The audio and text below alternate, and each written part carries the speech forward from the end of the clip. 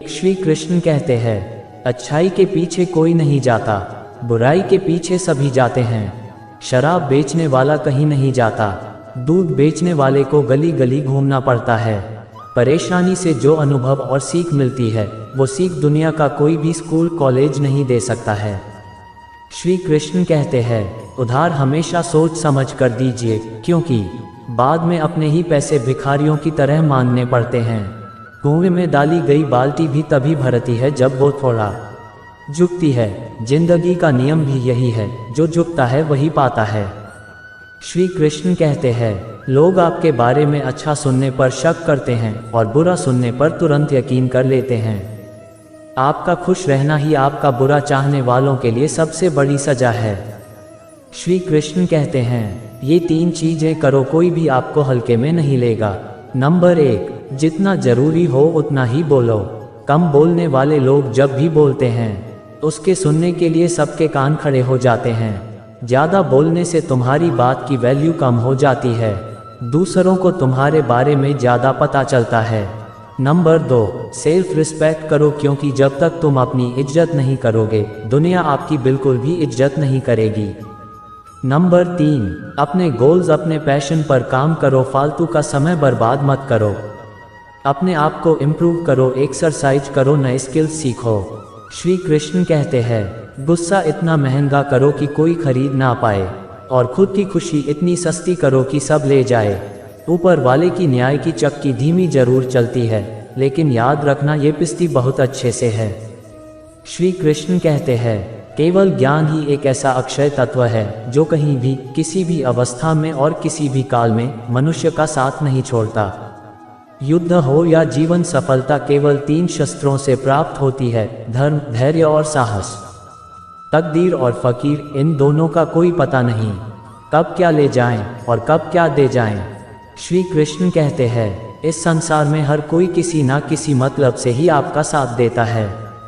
जो लोग अपने होने का सबसे ज़्यादा हक जताते हैं, अक्सर वही लोग सबसे पहले धोखा देते हैं। खाने में कोई जहर घोल दे तो एक बार उसका इलाज संभव है, लेकिन कान में अगर कोई जहर घोल दे तो उसका कोई इलाज नहीं है। श्री कृष्ण कहते हैं, धीरे ही सही मगर हमेशा बढ़ते रहो, क्योंकि एक समय के बाद रुका हुआ पानी भी सड़ने लग जाता है। खौलते हुए पानी में जिस तरह प्रतिबिंब नहीं देखा जा सकता है, उसी तरह क्रोध की स्थिति में सच को नहीं देखा जा सकता है। श्री कृष्ण कहते हैं, आप तब तक अच्छे हो जब तक आप सामने वाले के मन की करते हो। अपने मन की करते ही आपकी सारी अच्छाइयाँ खत्म हो जाती हैं। मजाक और पैसा सोच समझकर उड़ाना चाहिए। श्री कृष्ण कहते हैं, कोई खुद को कितना भी श्रेष्ठ कहे, लेकिन सच्चाई ये है कि प्रकृति किसी एक को सर्वश्रेष्ठ नहीं बनने देती। कोयल को कंठ दिया तो उसका रूप छीन लिया, रूप दिया मोर को तो उसका कंठ छीन लिया। श्री कृष्ण कहते हैं, हमारे अंदर अंधकार और रोशनी दोनों है, ये हमें चुनना है कि इनमें से हम किसको महत्व देते हैं। ज्ञानी इंसान कभी घमंड नहीं करता, और जिसे घमंड होता है, ज्ञान उससे कोसों दूर रहता है। श्री कृष्ण कहते हैं, दूसरों के बारे में उतना ही बोलो जितना खुद के बारे में सुन सको। मनुष्य का सबसे बड़ा यदि कोई शत्रु है तो वह है उसका अज्ञान। श्री कृष्ण कहते हैं, क्रोध उस विषैले विष के समान है जो जीवन को नष्ट करना जानता है, बचाना नहीं। समय धन संपत्ति से अधिक मूल्यवान है। धन संपत्ति दोबारा मिल सकती है, लेकिन समय दोबारा नहीं मिल सकता। श्री कृष्ण कहते हैं, पैसा वही है जो पास में है, ताकत वही है जो हाथ में है, और अपने वही है जो साथ में है। जीवन में एक बात का ख्याल रखना, बेशक सच बोलकर किसी का दिल तोड़ देना, पर झूठ बोलकर किसी का विश्वास कभी मत तोड़ना। श्री कृष्ण कहते हैं, ना कद बड़ा ना पद बड़ा, मुसीबत में जो साथ खड़ा वो सबसे बड़ा। खूबियाँ इतनी हो कि लोग चाहकर भी आपकी कमियों को ना गिन पाएं। सब कोई कमजोरी नहीं होती है, ये वो ताकत होती है जो सब में नहीं होती। श्री कृष्ण कहते हैं, भगवान पर विश्वास बिल्कुल उस बच्चे की तरह करो जिसको आप हवा में उछालो तो वह हंसता है, डरता नहीं है, क्योंकि वह जानता है कि आप उसे गिरने नहीं दोगे। श्री कृष्ण कहते हैं, परमात्मा कभी किसी का भाग्य नहीं लिखता। जीवन के हर कदम पर हमारी सोच, हमारा व्यवहार और हमारे कर्म ही हमारा भाग्य लिखते हैं। जिंदगी में हमेशा ऐसे लोगों को पसंद करो जिनका दिल चेहरे से ज़्यादा खूबसूरत हो। श्री कृष्ण कहते हैं, जब भी तुम्हें लगे कि सब कुछ खत्म हो गया, अब कोई भी ऑप्शन नहीं बचा, तो याद रखना कि ये वही पल है जहां तुम्हारी जिंदगी एक नया मोड़ लेने वाली है। जिंदगी छोटी नहीं होती है, लोग जीना ही देरी से शुरू करते हैं। जब तक रास्ते समझ में आते हैं, तब तक लौटने का वक्त हो जाता है। बस यही जिंदगी है। श्री कृष्ण कहते हैं, जन्म होने पर बंटने वाली मिठाई से शुरू हुआ जिंदगी का ये खेल, श्राद्ध की खीर पर आकर खत्म हो जाता है। यही जीवन की मिठास है और बड़े दुर्भाग्य की बात है कि आदमी इन दोनों मौक़ों पर ये दोनों चीज़ें खा नहीं पाता। एक इंसान अगर आपको 2 बार एक ही सबक सिखाए तो गलती उसकी नहीं, आपकी है जनाब। श्री कृष्ण कहते हैं, आप सब कुछ एक समय पर हासिल नहीं कर सकते। प्यार मिलेगा तो पैसे नहीं, पैसे मिलेंगे तो वक्त नहीं, वक्त मिलेगा तो प्यार नहीं, कुछ ना कुछ कमी तो रहेगी ही। चुप रहने से बड़ा कोई जवाब नहीं और माफ़ कर देने से बड़ी कोई सज़ा नहीं। श्री कृष्ण कहते हैं, यदि आप अच्छे हैं तो जताइए मत। जंगल का राजा कभी यह नहीं बोलता कि वह राजा है, वह बस अपना काम करता है। अगर तुम उस वक्त मुस्कुरा सकते हो जब तुम पूरी तरह टूट चुके हो, तो यकीन कर लो कि दुनिया में तुम्हें कभी कोई तोड़ नहीं सकता। श्री कृष्ण कहते हैं, त्याग के बिना कुछ भी पाना संभव नहीं है, क्योंकि एक सांस लेने के लिए भी पहले एक सांस छोड़नी पड़ती है। कोई आपके रास्ते में गड्ढा खोदे तो परेशान मत होना, ये वही लोग हैं जो आपको छलांग लगाना सिखाएंगे। मदद मांगने जाओ तो टालते हैं लोग, बात पता लग जाए तो उछालते हैं लोग। बताना मत किसी को अपने घर का हाल है दोस्त, अक्सर मौके का फ़ायदा उठाते हैं लोग। श्री कृष्ण कहते हैं, नदी का पानी मीठा होता है क्योंकि वह पानी देती रहती है। सागर का पानी खारा होता है क्योंकि वह हमेशा लेता रहता है। नाले का पानी हमेशा दुर्गंध देता है क्योंकि वह रुका हुआ होता है। यही जिंदगी है, देते रहोगे तो सबको मीठे लगोगे, लेते रहोगे तो खारे लगोगे, और अगर रुक गए तो सबको बेकार लगोगे। अमीर वह व्यक्ति होता है जिसके पास सबसे ज़्यादा वह चीज़ें हो जो पैसे से नहीं खरीदी जा सकती है। श्री कृष्ण कहते हैं, दूध उपयोगी है किंतु एक ही दिन के लिए, फिर वो खराब हो जाता है। दूध में एक बूंद छाछ डालने से वह दही बन जाता है जो केवल 2 दिन टिकता है। दही का मंथन करने पर मक्खन बन जाती है और ये 3 दिन रहता है। मक्खन को उबालकर घी बनता है। घी कभी खराब नहीं होता। एक ही दिन में बिगड़ने वाले दूध में कभी नहीं बिगड़ने वाला घी छुपा होता है।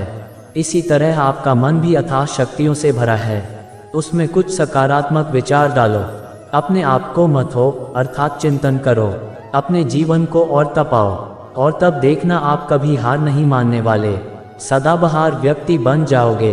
एक सांस सबके हिस्से से हर पल घट जाती है। कोई जी लेता है जिंदगी, किसी की कट जाती है। कंधे पर बैग आज भी है, बस फर्क इतना है कि पहले किताबें लेकर घूमता था और आज जिम्मेदारियां लेकर घूमता हूँ।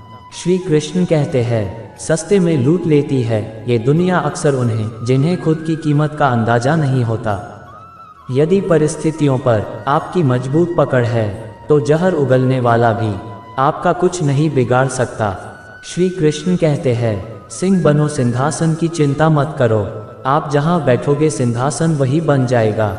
आपको हमेशा वो मिलेगा जो आप आज कर रहे हो, वो नहीं जिसकी आप चाहत कर रहे हो। फूलों की खुशबू हवा की दिशा में ही फैलती है, लेकिन एक व्यक्ति की अच्छाई चारों तरफ फैलती है। श्री कृष्ण कहते हैं, जैसे एक सूखा पेड़ आग लगने पे पूरे जंगल को जला देता है, उसी प्रकार एक दुष्ट पुत्र पूरे परिवार को खत्म कर देता है। जो महकता है उसे कौन बुझा सकता है, और जो जलता है वह खुद बुझ जाता है। श्री कृष्ण कहते हैं, जब आपके हाथ में पैसा होता है तो केवल आप भूलते हैं कि आप कौन है, लेकिन जब आपके हाथ खाली होते हैं तो संपूर्ण संसार भूल जाता है कि आप कौन है। ऊपर वाले ने हम सबको हीरा ही बनाया है, लेकिन शर्त यह है कि जो घिसेगा वही चमकेगा। श्री कृष्ण कहते हैं, खुशी से काम करोगे तो खुशी और सफलता दोनों मिलेगी। इतिहास स्कूलों के टॉपर नहीं, बल्कि जिद्दी लोग रचते हैं। हमारे पास सिर्फ आज है, कल पर निर्भर रहकर अपना आज खराब ना करे। अनुभव के भट्टी में जो तपते हैं, दुनिया के बाजार में वही सिक्के चलते हैं। श्री कृष्ण कहते हैं, यदि आप गरीब जन्मे हैं तो यह आपकी गलती नहीं है, लेकिन यदि आप गरीब मरते हैं तो यह आपकी गलती है। वो व्यक्ति जो दूसरों के गुप्त दोषों के बारे में बातें करते हैं, वे अपने आप को बाम्बी में आवारा घूमने वाले सांपों की तरह बर्बाद कर लेते हैं। श्री कृष्ण कहते हैं, एक राजा की ताकत उसकी शक्तिशाली भुजाओं में होती है, ब्राह्मण की ताकत उसके आध्यात्मिक ज्ञान में, और एक औरत की ताकत उसकी खूबसूरती, यौवन और मधुर वाणी में होती है। मित्रों, एक बार की बात है, एक नगर में एक बहुत ही अमीर आदमी रहता था। उस आदमी ने अपना सारा जीवन पैसे कमाने में लगा दिया। उसके पास इतना धन था कि वह उस नगर को भी खरीद सकता था, लेकिन उसने अपने संपूर्ण जीवन भर में कभी किसी की मदद तक नहीं की। इतना धन होने के बावजूद उसने अपने लिए भी उस धन का उपयोग नहीं किया, न कभी अपनी पसंद के कपड़े, भोजन एवं अन्य इच्छा की पूर्ति तक नहीं की। वह केवल अपने जीवन में पैसे कमाने में व्यस्त रहा। वह इतना व्यस्त एवं मस्त हो गया पैसा कमाने में, उसे उसके बुढ़ापे का भी पता नहीं चला और वह जीवन के आखिरी पड़ाव पर पहुंच गया। इस तरह उसके जीवन का अंतिम दिन भी नज़दीक आ गया और यमराज उसके प्राण लेने धरती पर आए, जिसे देखकर वह आदमी डर गया। यमराज ने कहा, अब तेरे जीवन का अंतिम समय आ गया है और मैं तुझे अपने साथ ले जाने आया हूँ। सुनकर वह आदमी बोला, प्रभु, अभी तक तो मैंने अपना जीवन जिया भी नहीं, मैं तो अभी तक अपने काम में व्यस्त था, अतः मुझे अपनी कमाई हुई धन दौलत का उपयोग करने के लिए समय चाहिए।